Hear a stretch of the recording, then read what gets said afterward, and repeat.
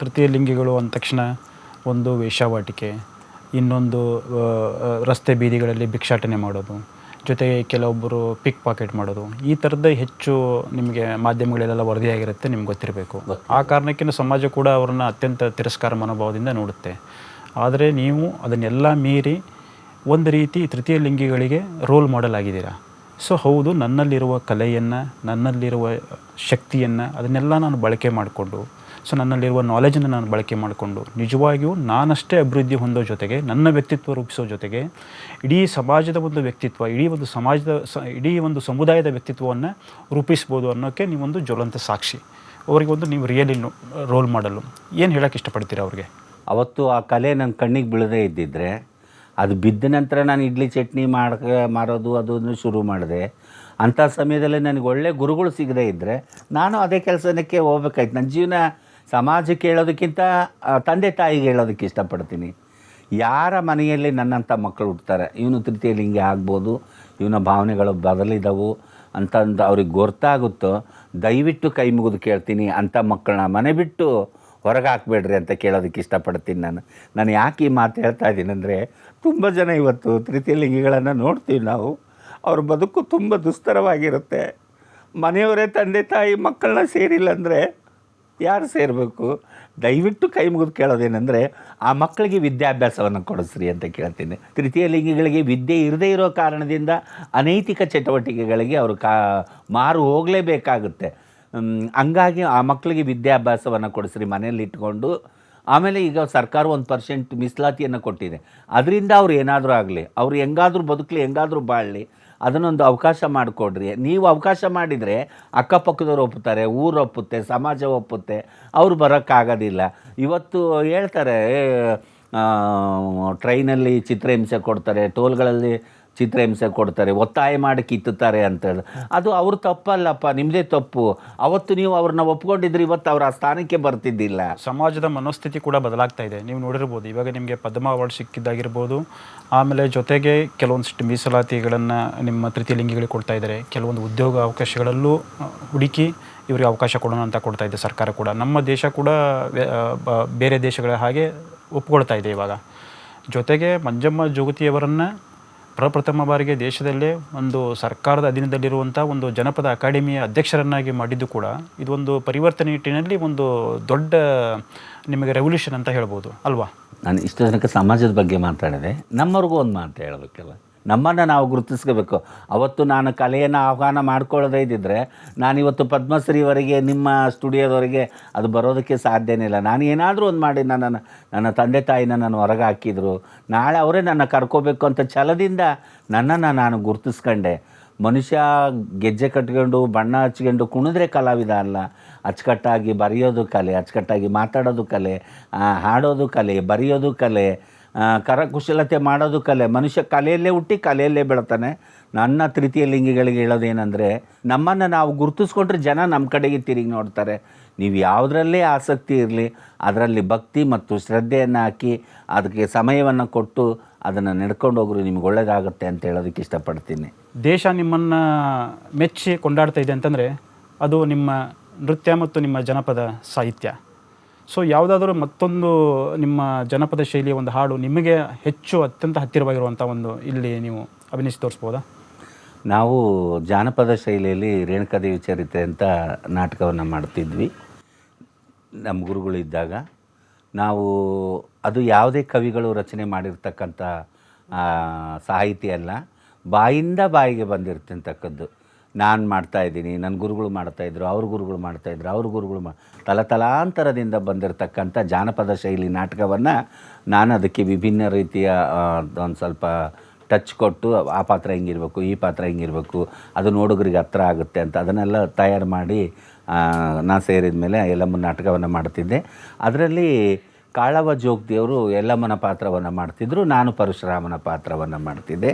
ನಮ್ಮ ಜಾನಪದ ಶೈಲಿಯಲ್ಲಿ ತಾಯಿ ಮತ್ತು ಜಮದಾಗ್ನಿ ಮತ್ತು ರೇಣಿಕೆಯ ಸ್ಪರ್ಶದಿಂದ ಸಮಾಗಮದಿಂದ ಪರಶುರಾಮ ಹುಟ್ಟಿಲ್ಲ ಅಂತ ಜಾನಪದ ಇದರಲ್ಲಿ. ಆಕಿನ ಮದುವೆ ಮಾಡಿಕೊಂಡು ಮದುವೆ ಮಾಡ್ಕೊಂಡು ಮನೆಗೆ ಹೋಗ್ತಾನೆ. ಮನೆಗೆ ಹೋದ ತಕ್ಷಣ ಸ್ವಲ್ಪ ದಿನಗಳ ನಂತರ ಜಮದಾಗ್ನಿ ತಪಸ್ಸಿಗೆ ಹೋಗ್ತಾನೆ. ತಪಸ್ಸಿಗೆ ಹೋದಾಗ ಇತ್ತಾಗ ಅತ್ತೆ ಮಾವ ಅನಗೆಣ್ಣವರು ಹುಟ್ಟುಗೊಡ್ಡಿ ಹುಟ್ಟು ಬಂಜಿ ಹುಟ್ಟು ನಿರ್ವಹಣೆ ನೀನು ನಮ್ಮ ಮನೆಗೆ ಇರಬಾರ್ದಂತ ಈಕಿನ ಹೊರಗೆ ಹಾಕ್ತಾರೆ. ಹೊರಗೆ ಹಾಕಿದಾಗ ಈಕಿ ಹೋಗಿ ತಪಸ್ಸು ಮಾಡ್ತಾಳೆ. ಅದು ಹೋಗಿ ಪರಮಾತ್ಮನ ಹತ್ರ ಮಕ್ಕಳ ಸಂತಾನ ಕೇಳ್ತಾಳೆ. ಮಕ್ಕಳ ಸಂತಾನ ಕೇಳಿದಾಗ ಪರಮೇಶ್ವರ ಹಣ್ಣುಗಳನ್ನು ಉಡಿ ತುಂಬಿ ಕಳಿಸಿ ಹೋಗಿ 365 ಗಾವದ ದಾರಿ ಹರಿತಕ್ಕಂಥ ಒಳಗೆ ಹೋಗಿ ಮಡಿ ಬಿಟ್ಟು ಮಡಿ ತೊಟ್ಟು ತಂಗಲು ಬಿಟ್ಟು ತಂಗಲು ಒದ್ದು ನಾನು ಕೊಟ್ಟಂಥ ಫಲಗಳನ್ನು ಊಟ ಮಾಡಿ ಪುಣ್ಯದ ಫಲ ಪಡಿಯಮ್ಮ ಅಂತ ಹೇಳ್ತಾನೆ. ಆವಾಗ ಅವನು ಉಡಿ ತುಂಬಿ ಕಳಿಸಿದಾಗ ಪಾರ್ವತಿ ಪರಮೇಶ್ವರನ ಕೇಳ್ತಾರೆ, ಏನು ಸ್ವಾಮಿ ನೀವು ಜಮದಾಗ್ನಿ ನೋಡಿದರೆ ತಪಸ್ಸಿಗೆ ಕೂತ್ಕೊಂಡಾರ, ಇವ್ರಿಗೆ ನೋಡಿದರೆ ಹಣ್ಣು ಉಡಿ ತುಂಬಿ ಕಳಿಸಿದ್ರಿ, ಅದು ಹೆಂಗೆ ಸಾಧ್ಯ ಆಗುತ್ತೆ, ಕೊಡಬಾರ್ದು, ಗಂಡನಿಲ್ಲದೆ ಮಕ್ಕಳು ಸಂತಾನ ಕೊಟ್ಟರೆ ನಮಗೆ ಎಷ್ಟು ಅಪಕೀರ್ತಿ ಬರುತ್ತೆ, ಬೇಡ ಅಂತಂದು ಆವಾಗ ಪರಮೇಶ್ವರ ಆಯುವುದಲ್ಲ ಆಯ್ತು ಬಿಡು ಅಂತಂದು ಆಕಿ ಹೋಗಿ ಹಣ್ಣುಗಳನ್ನು ತಿಂದು ಹೊಳೆಯಲ್ಲಿ ಕಾಲಿಟ್ಟ ತಕ್ಷಣವೇ ಇದು ಪರಮಾತ್ಮ ಗಂಗೆಯನ್ನು ತಗೊಂಡು ತಲೆಯಲ್ಲಿ ಮುಟ್ಕೊಂಡ್ಬಿಡ್ತಾನೆ. ಆವಾಗ ಈಕಿ ಎಲ್ಲೋದ್ರೂ ನೀರು ಸಿಗಲ್ಲ, ಇನ್ನು 12 ವರ್ಷ ಆದರೂ ನೀರು ಬರಲ್ಲೇನಂತ ಅಲ್ಲಿ ತಪಸ್ಸು ಮಾಡ್ತಾಳೆ. ತಪಸ್ಸು ಮಾಡೋಕೆ ಕುಂತ ಕಾರ್ತಿವೀರ್ಯಾರ್ಜುನರು ಬಂದು ನೀರು ಸಿಗಲಿಲ್ಲ ಅಂತ ಹುಡ್ಕಾಡ್ಬೇಕಾರೆ ಈಕಿ ರೇಣುಕನ ನೋಡ್ತಾರೆ.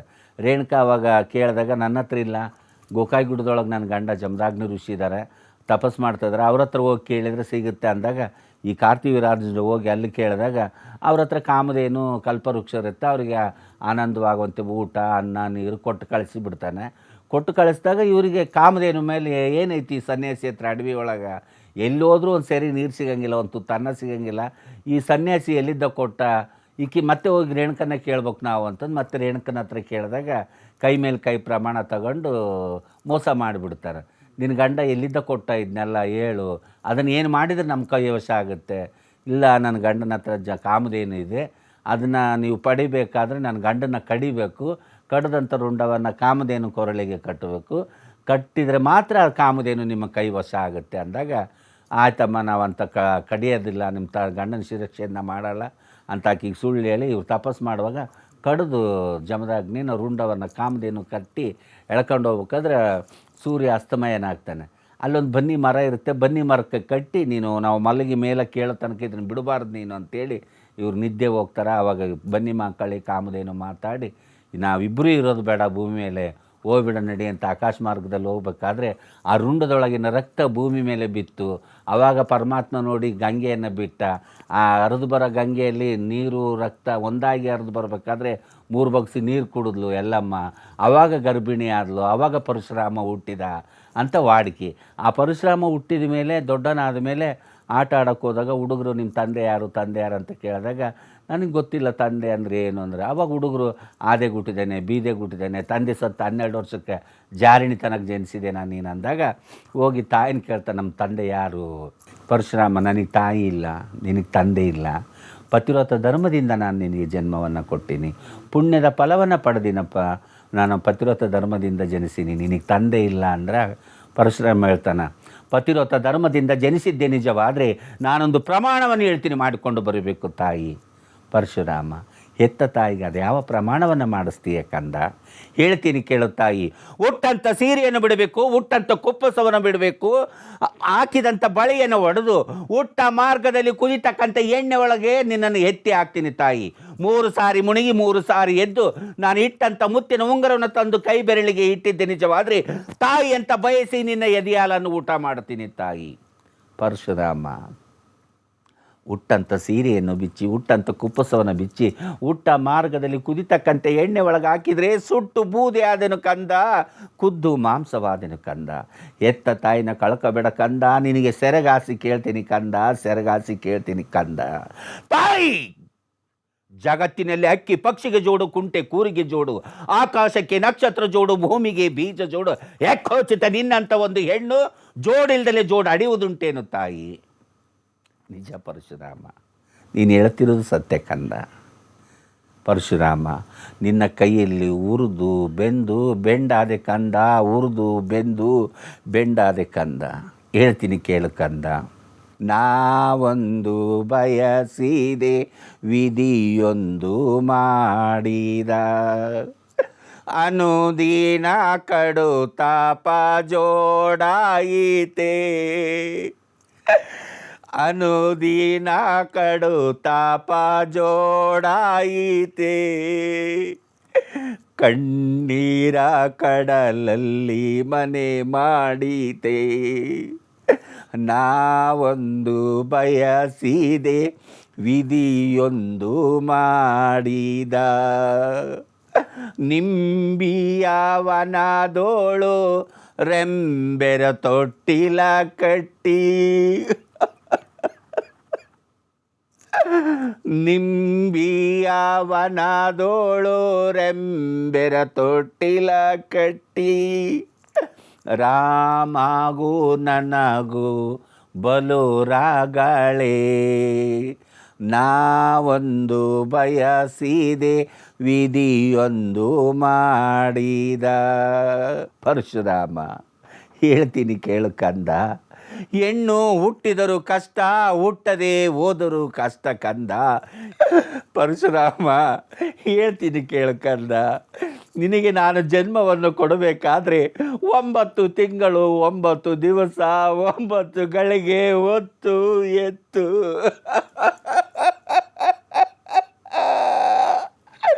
ಪರಶುರಾಮ, ನಿನ್ನ ಋಣ ಸಂಕಲ್ಪ ಅರಿಬೇಕಾದ್ರೆ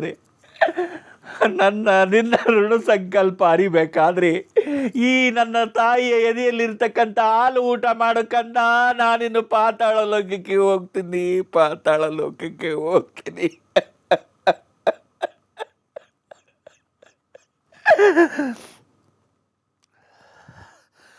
ನಿನ್ನ ಆದ್ರಿಗಿತ್ತಿ ಹಾಲು ಆದಿಬಿಗಿದ್ದಿಗೆ ಚೆಲ್ಲು, ಗರತಿ ನಿನ್ನ ಹಾಲು ನಾಯಿ ಬೆಕ್ಕಿಗೆ ಹಾಕು. ಜಾಗ್ರತೆಯಿಂದ ನಾನು ಹೇಳಿದಂಥ ಪ್ರಮಾಣವನ್ನು ಮಾಡು, ಇಲ್ಲ ನಾನು ಹೇಳಿದಂಥ ಪ್ರಮಾಣವನ್ನು ಮಾಡು, ಇಲ್ಲ ನಮ್ಮ ತಂದೆ ಗುರ್ತನ್ನು ತೋರಿಸು. ಆಗಲಿ ಕಂದ, ಎಷ್ಟು ಹೇಳಿದರೂ ತಂದೆ ತಂದೆ ಎಂಬ ಶಬ್ದವನ್ನು ನೀನು ಮರೆಯುವಿಲ್ಲ ಕಂದ. ನಿನ್ನ ಕೈಯಲ್ಲಿ ಉರಿದು ಬೆಂದು ಬೆಂಡಾಗಿ ಹೋಗಿರುವೆ ಕಂದ.